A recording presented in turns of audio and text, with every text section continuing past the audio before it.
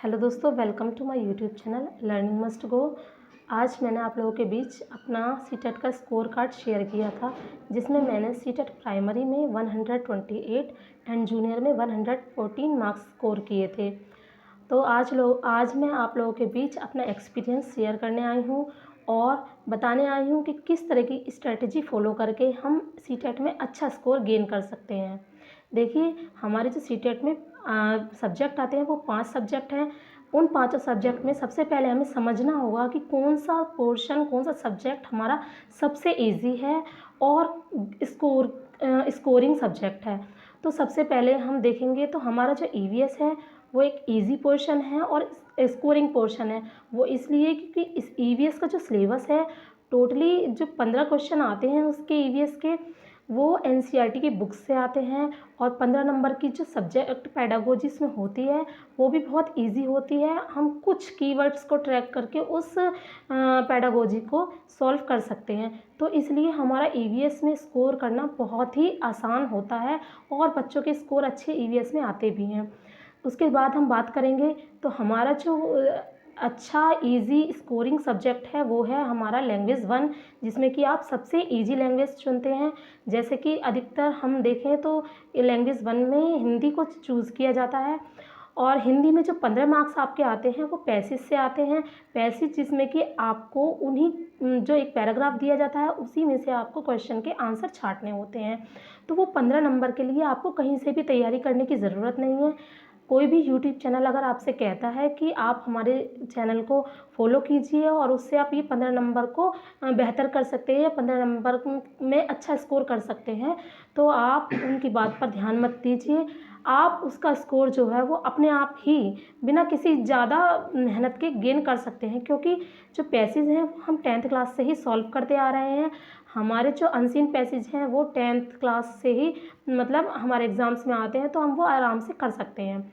रही बात 15 नंबर की पेडागोजी की, तो वो भी हिंदी की पेडागोजी बहुत इजी होती है, उसमें बहुत ही कम सिलेबस है और हम अपने चैनल पे आपको हिंदी पेडागोजी जो है उपलब्ध कराएंगे और साथ ही साथ ईवीएस पेडागोजी भी उपलब्ध कराएंगे, जो कि दो वीडियो एक या दो वीडियो में हो सकती है।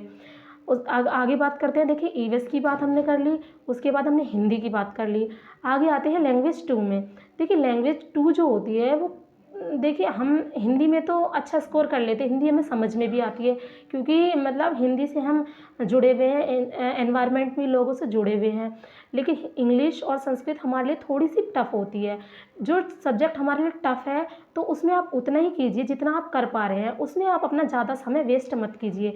संस्कृत अगर आप लेते हैं तो जो संस्कृत की पेडागोजी है वो सेम एज़ हिंदी है, बस लैंग्वेज का डिफरेंस है उसमें कि वो हिंदी में पूछी जाती है और वो संस्कृत में पूछी जाती है। तो अगर आप हिंदी की पेडागोजी तैयार कर लेते हैं तो काफ़ी हद तक आप संस्कृत के क्वेश्चन भी सॉल्व कर पाते हैं, यदि आपको थोड़ी बहुत भी संस्कृत समझ में आती है। और 15 नंबर के पैसेज तो वो संस्कृत के काफ़ी इजी पैसेज आते हैं, तो आपको बिल्कुल कट पेस्ट वाले आंसर वहाँ पर मिल जाते हैं। मतलब कि कहीं से कुछ अपनी तरफ से नहीं ऐड करना, डायरेक्ट आंसर क्वेश्चंस के मिल जाते हैं, तो उसमें आपको ज़्यादा परेशान होने की ज़रूरत नहीं है।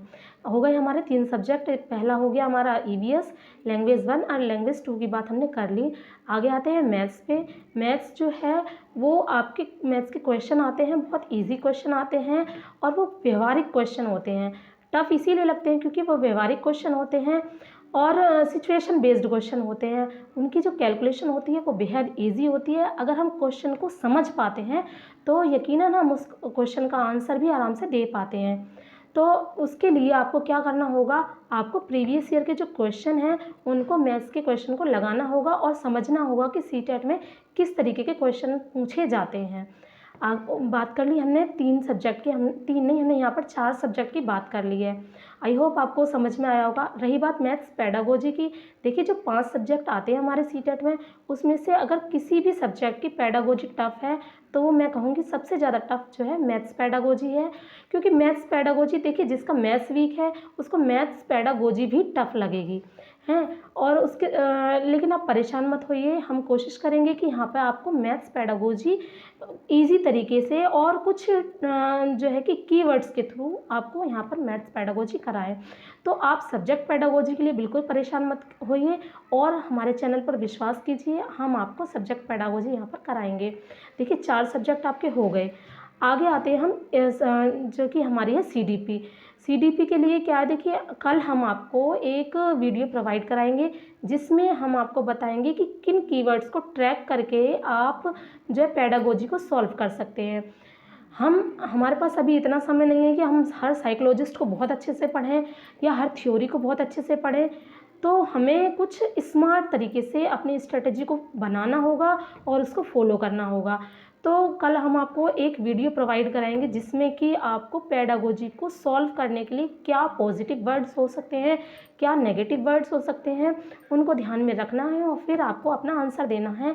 और यकीनन आप उनको करने के बाद काफ़ी हद तक पेडागोजी को सॉल्व कर पाएंगे।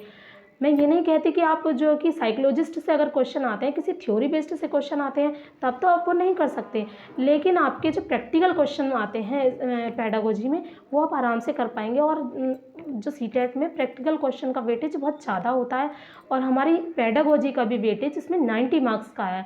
75 मार्क्स की सब्जेक्ट पेडागोजी प्लस 15 मार्क्स का आपका सीडीपी यानी कि चाइल्ड बाल विकास जिसे कहते हैं, चाइल्ड डेवलपमेंट।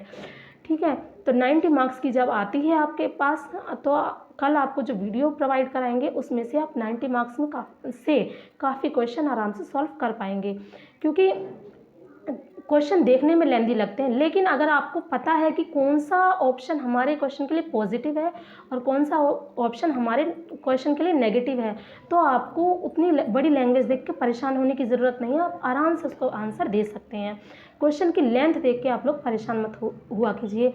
देखिए आगे बचा हमारा चाइल्ड डेवलपमेंट। चाइल्ड डेवलपमेंट में तो आपको जो है कि कुछ थ्योरीज़ वगैरह तैयार करनी होती हैं और कुछ जो है कि अलग से चीज़ें पढ़नी पड़ती हैं, तो वो आपको जो है कि हम कोशिश करेंगे कि यहाँ पर जो मेन चीज़ें हैं जिससे क्वेश्चन बनते हैं वो यहाँ पर कराएं। तो आई होप कि आपको समझ में आया होगा कि सीटेट के लिए हमें किस तरह की स्ट्रेटजी बनानी है और उसको फॉलो करना है। पहले आप इजी सब्जेक्ट को तैयार कीजिए ताकि आपका जो लोड है वो कुछ कम हो जाए। उसके बाद जो एक सब्जेक्ट बचता है आपका जो है कि बचेगा चाइल्ड डेवलपमेंट, तो उसके लिए आपको बहुत ज़्यादा परेशान होने की ज़रूरत नहीं है, आप आराम से कर लेंगे। तो आई होप आपको ये लेक्चर पसंद आया होगा, ये आपको मेरा एक्सपीरियंस जो है जो मैंने आपके साथ शेयर किया है वो पसंद आया होगा। और साथ ही साथ मैं आपको ये भी बताना चाहती हूँ जो जूनियर का सीटेट जूनियर जो है उसके लिए अगर आपको मतलब एसएसटी नहीं आती या एसएसटी में आपने बहुत ज़्यादा कुछ पढ़ा हुआ नहीं है और आप चाहते हैं कि मेरा ये जूनियर का एग्ज़ाम भी क्लियर हो जाए, तो यकीन मानिए अगर आप प्राइमरी को अच्छे से तैयार कर लेंगे, अगर सीडीपी को थोड़ा कुछ समझने लगेंगे, सीडीपी आपके समझ में आने लगेगी, तो आपको जूनियर के लिए स्पेशल तैयारी करने की ज़रूरत नहीं है। क्योंकि मैंने भी जब एग्ज़ाम दिया था मैंने जूनियर एग्ज़ाम की बिल्कुल भी तैयारी नहीं की थी। यहाँ तक कि मैंने ये भी जानने की कोशिश नहीं की थी कि एसएसटी का क्या क्या सब्जेक्ट क्या क्या सिलेबस है उसका, मैंने कुछ भी तैयार नहीं किया था। फिर भी मैंने 114 मार्क्स स्कोर किए हैं। तो बस इसी बेस पे कि मैंने प्राइमरी की जो है मुझे प्राइमरी की जो मेरी तैयारी थी वो अच्छी थी। अच्छी का मतलब एक स्ट्रेटजी बेस्ड थी। आप लोग भी उसी तरह की स्ट्रेटजी बनाइए और उसको फॉलो कीजिए और बने रहिए हमारी क्लासेस के साथ। आई होप आपको उससे बहुत बेनिफिट होने वाला है और आप जब मेरी क्लासेस को देखेंगे तो आपको लगेगा कि हाँ यहाँ पर अच्छा कंटेंट मिल रहा है। Thank you for watching.